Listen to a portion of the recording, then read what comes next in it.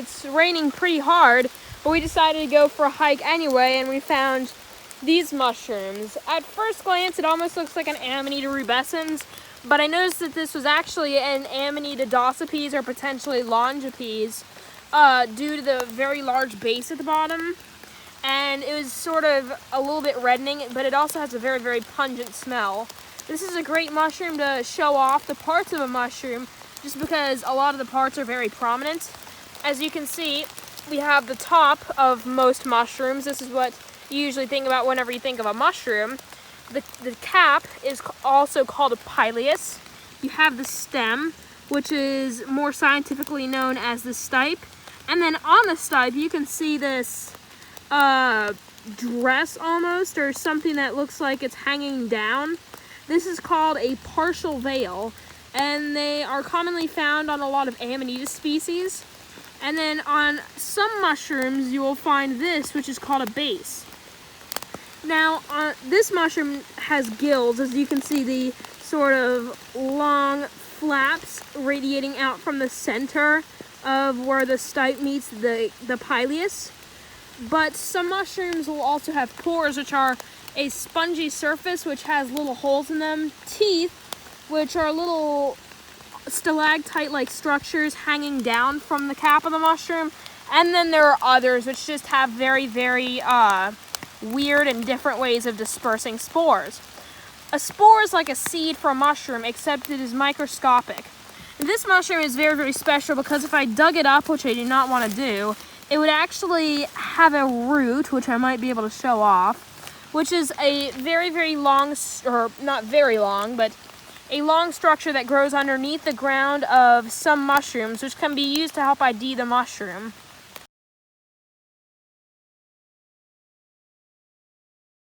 As we were walking along the trail today while we were backpacking, out of the corner of my eye, I spotted this. One of the easier to identify choice edibles that's out in this season.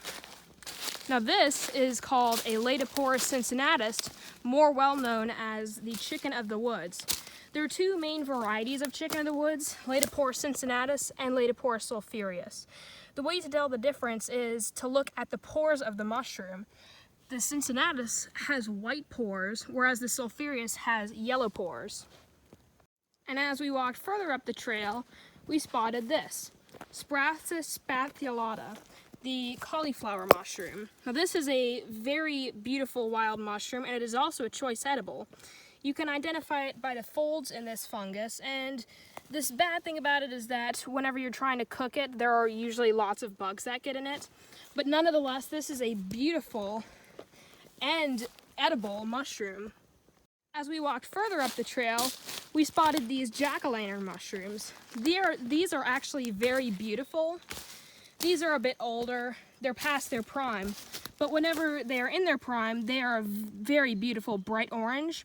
And believe it or not, if you take these in a dark closet and look at them for a couple of minutes, they start to bioluminesce. Now these are actually poisonous, and if you eat them, they actually have a chance to cause temporary blindness. As you can see, they are starting to rot, sadly enough, but they are very beautiful mushrooms nonetheless. These are a more young version of the jack-o'-lanterns that we spotted earlier. As you can see, there are lots of mushrooms growing out of one base. The term for that is cespitose. Now you can also see that it's growing out of the base of that tree. The term for that is saprophytic. Now these are much more pretty, and you can see the gills are attached to the stipe, and they're sort of running down the stipe a little bit. These are a much more beautiful example, and we have some more around here. Well, luckily I decided to come to the other side of the tree, and this is what we found. I decided to pick one so that I can show you the gills of the mushroom and also the underside. As you can see, the gills are sort of running down the stipe a little bit. That is one reason that some people mistake them for chanterelles, but you can see the bright orange gills, and the gills are what would glow in the dark. It's very, very faint glowing, but if you let your eyes adjust, you will eventually be able to see it. And the Notus hispidus, more well known as the shaggy polypore. This isn't really edible as it's too tough to eat, but it is very spongy in texture. Instead of gills, it has pores, as you can see from the underside. This is a very beautiful and weird mushroom nonetheless. As it got later in the evening, we spotted this off of the trail. This is called a Fistulina hepatica, more commonly known as the beefsteak polypore. And this is very unique, as this is the only mushroom, or one of the only mushrooms anyway, that you can eat raw. It is a polypore, but it is also unique because it is very, very squishy and tender.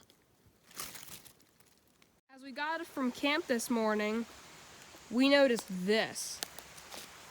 Tons and tons of chanterelles. These are a wild choice edible mushroom that grows in the midsummer. Now, one thing that you will notice about these is instead of gills, they will have wrinkly folds called ridges.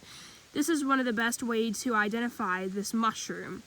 This mushroom also is a bright yellow color, and there is a variant of this mushroom that has a smooth underside instead of these ridges. But apparently this kind with the ridges tastes the best. As we were crossing a dried creek bed, my father noticed this off of the edge of the creek. It took me a moment to notice it as it blended in really well with the trees and the greenery, but this is a fairly rare club mushroom that I do not usually find where I live. They are very weird looking, and they are also very cool. Today we also found these odd mushrooms, which are called black trumpets. They are actually edible, and they're actually one of my favorites.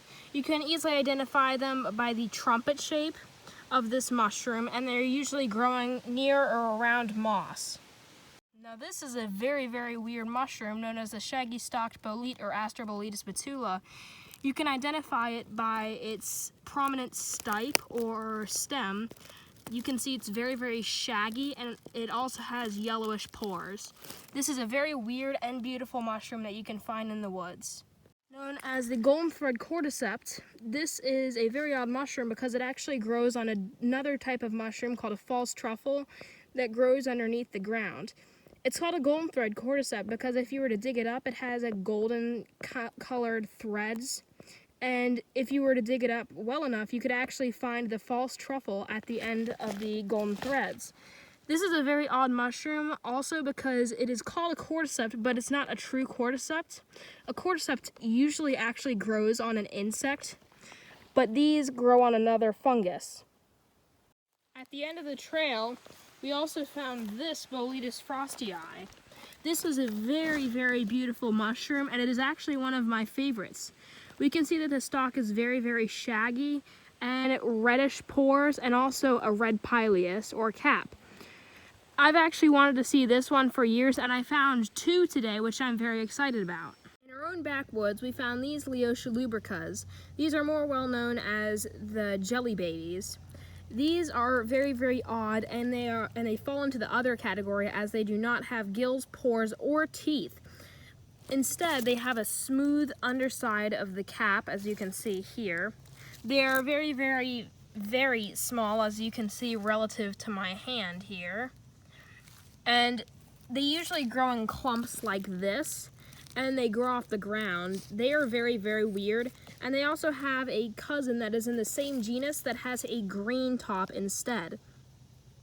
In our own backwoods, we found this mushroom called Amanita bisporidura, more well known as the destroying angel. Now, hence the name destroying angel, it is a deadly mushroom that can lead to liver failure. The easiest way to identify this mushroom is its pure white look and the universal veil, which looks like a cup at the base of the mushroom. It's part of the Amanita genus, which are identified by white gills, so as a rule of thumb, unless you are an expert, never eat any mushrooms with white gills. There is another deadly mushroom that more people mistake and eat out west called Amanita phalloides, but it is moving into this region, and it also has white gills.